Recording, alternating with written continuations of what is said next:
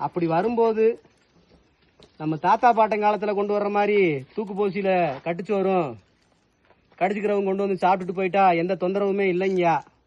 இன்னைக்கு பாத்தீங்கன்னா விதவிதமா தின்பண்டங்களை வந்து நெகிழி கவர்கள்ல அடைச்சு விற்கிறாங்கய்யா. அதை வந்து தங்களோட வசதிக்கு தகுந்தாப்புல கொண்டு வர்றீங்கய்யா.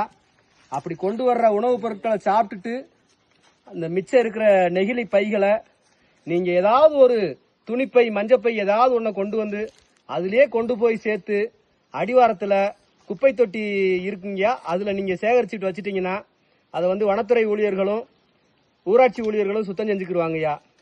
இந்த மாதிரி நீங்க கொண்டு வந்து போட்ட குப்பைகள் எத்தனை ஆண்டுகளுக்கு முன்னாடி இருந்துன்னு தெரியலைங்கய்யா. ஒவ்வொரு வாரமும் வந்து நாங்க சாக்கு சாக்கா எடுத்துட்டு வர்றோங்கய்யா. இன்னமே தீர மாட்டுது. அல்ல குறையாத பொக்கிசம் இல்லைங்கய்யா இது. நம்ம வன உயிர்களையும் இயற்கையின் எழில் வளங்களான மரங்களையும் அழிச்சுக்கிட்டு வர்ற ஒரு பெரிய ஆபத்தான விஷயம் தாங்கய்யா நெகிழி. அதனாலங்கய்யா இனி வரும் காலங்கள்ல அவங்கவுங்க கொண்டு வர்ற தின்பண்டங்களோட நெகிழி கவர்களை தாங்களே கொண்டு வந்து கீழே வந்து சேர்க்குமாறு உங்களை கையெடுத்து கும்பிட்டு கேட்டுக்கிறீங்க. ஓம் நம சிவாயங்க ஐயா. ஓம் நம சிவாய.